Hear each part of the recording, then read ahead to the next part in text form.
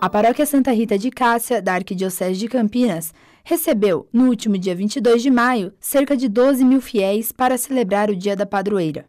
Antes das missas, 15 mil rosas, um dos símbolos da santa, foram distribuídas aos fiéis junto com garrafas de água benta. Santa Rita é lembrada por estes símbolos: o figo, doçura, fruto, que agrada o paladar, que anima a alma; a rosa, perfume, beleza, mas num galho cheio de espinhos. As abelhas lembram para nós também os espinhos, como aquele que se cravou na testa de Santa Rita, mas abelhas que não espetaram em momento algum Santa Rita, ao contrário, reverenciaram, como se ela fosse de fato Margarida. E a videira, porque aquele que ama transforma a morte em vida. Há 3 anos, a fiel Sueli participa da missa de Santa Rita e sempre leva uma flor para a mãe, que alcançou uma graça. Minha mãe fez uma cirurgia de catarata uns 3 anos atrás e foi justamente no dia 22 de maio, né? Então a gente pediu que fosse correr tudo bem, que ela tem muita idade, né? Então eu tenho vindo todo ano agora. Ela pegou uma para mim e para minha mãe, que ela não pode andar, então eu estou levando uma para ela. Foram 7 missas celebradas durante o dia, e todas lembraram a história da santa, que desde pequena viveu o amor de Jesus Cristo. Nutriu no coração desde pequena uma vida de fé. Vida de fé que aprendeu com a família, mas nutriu no coração um amor profundo por Jesus.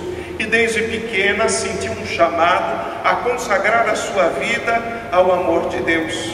Foi escolhido um jovem de boa família, chamado Paulo Mancini, ou Mantini.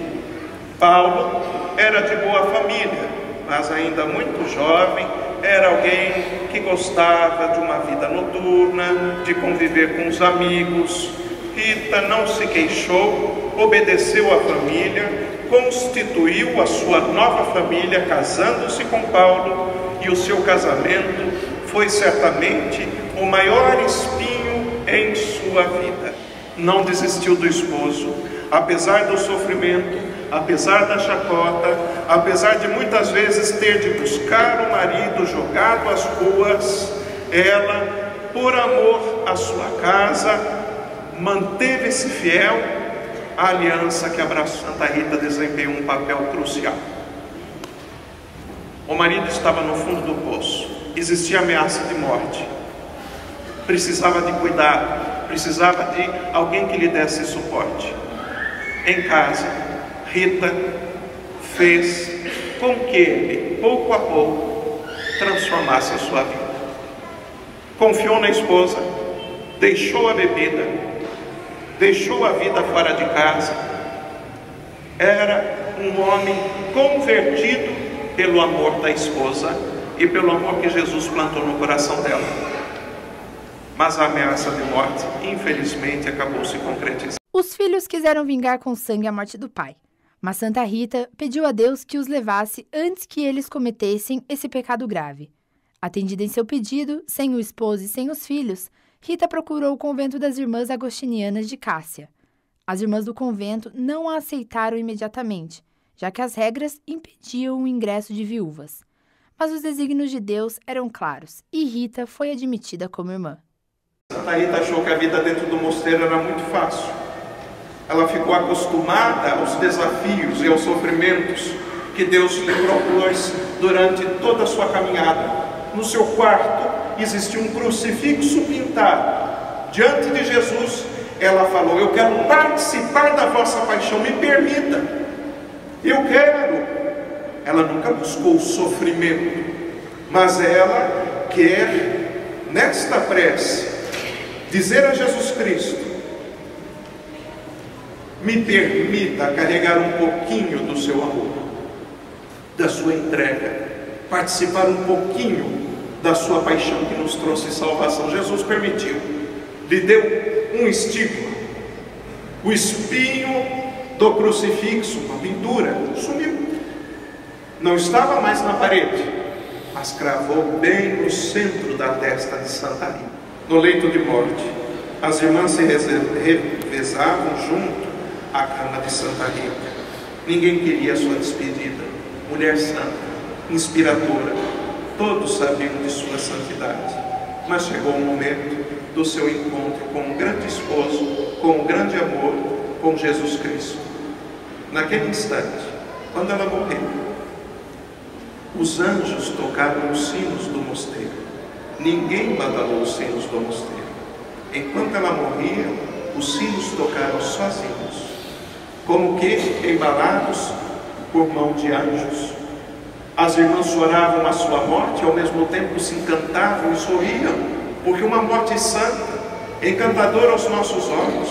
O estigma, que antes era mal cheiroso, se transformou numa ferida bela, como num rubi, como numa pedra preciosa, e exalou perfume desde aquele instante e até hoje, porque saiba, a fama de Santa Rita e do seu exemplo de vida foi tamanho que as irmãs colocaram o seu corpo para que fosse velada desde o momento da sua morte na capela do mosteiro. As pessoas chegavam e foi se adiando o seu enterro, 1 semana, 2 semanas, 3 semanas, 1 ano, 2 anos, séculos. Santa Rita de Cássia nunca foi enterrada.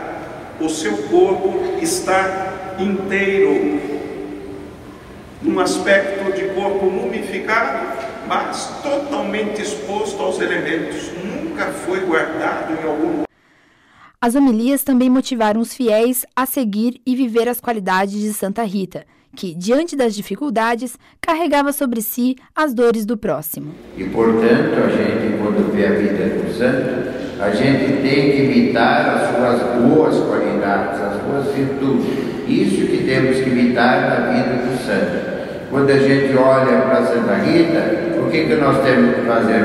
Imitar a sua obediência, imitar a sua perseverança, imitar o seu amor a Deus. Isso que todos nós temos que fazer na nossa vida. Santa Rita, diante dessas dificuldades, ela não se desesperou. Diante das dificuldades, ela rezou. Diante das dificuldades, ela dobrou os joelhos. Também nós queremos seguir este exemplo.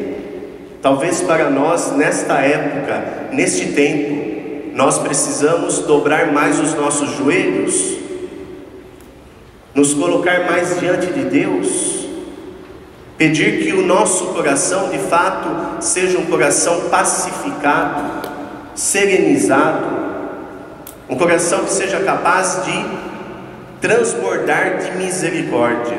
Pela fé e seguindo o exemplo da Santa das Causas Impossíveis, a fiel Orlandina recebeu a graça que tanto pediu. Eu percebi que estava indo para o mau caminho, eu trabalhava, eu não tinha tempo de olhar. Aí eu pedi para Santa Rita, eu dei ele para Santa Rita, falei, Santa Rita, eu quero que a senhora proteja meu filho, que enquanto eu puder e for viva, eu frequentarei a igreja da senhora e vou assistir a missa todo ano. E graças a Deus, ele não parava de serviço, ele conseguiu um emprego bom, ele é funcionário da prefeitura, ele se regenerou muito. Então eu venho todos os anos e agradeço a ela pelo que ela fez por meu filho e por mim, porque eu estava assim, sabe, no desespero já. Então eu não posso faltar essa missa, eu venho todo ano, enquanto eu for viva, se Deus quiser, já estou com 70 anos, mas eu pretendo vir muitos e muitos anos, se eu puder. Em cada uma das 7 missas, houve a entrada da imagem da Santa, levada por mulheres, todas chamadas Rita. Cercada de rosas vermelhas, a imagem era cercada por fiéis, que a tocavam e faziam orações. Ao lado do altar, um relicário contendo um pedaço da roupa de Santa Rita ficou exposto. Este ano, a paróquia também comemorou o Jubileu de Ouro, e a importância da presença dos fiéis foi lembrada durante a missa de Dom Gilberto. Olhando para aquilo que se pôde realizar, o coração agradecido exclama, obrigado, Senhor. Comunidade, olhando para trás, obrigado, Senhor. A comunidade, olhando para o presente, a decisão acertada de confirmar o bem que se fez e lançar redes em águas mais profundas, não esquecendo os valores da bondade de Deus. Para comemorar os 50 anos da paróquia, foi inaugurado um mosaico, na fachada do prédio, com a imagem da Santa ajoelhada diante de Jesus Cristo. O mosaico começou a ser montado em maio e foi um presente dos paroquianos. A dedicação dos paroquianos também foi lembrada na missa presidida pelo arcebispo metropolitano Dom Ayrton José dos Santos. Esta casa, este local, é sinal de Deus no meio do seu povo. E a cada ano, nesse dia dedicado a Santa Rita de Cássia, a cada ano, essa comunidade paroquial saiba celebrar com vigor, com alegria, a dedicação desse templo. Durante a missa de Dom Ayrton, que encerrou o dia de comemorações, foi feita a dedicação da igreja, com a aspersão de água benta, a deposição da relíquia de Santa Maria Gorete, a unção sagrada do altar e da igreja, a incensação e a iluminação.